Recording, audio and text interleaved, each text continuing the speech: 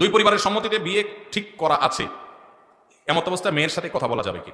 খুব দরকারি একটা প্রশ্ন।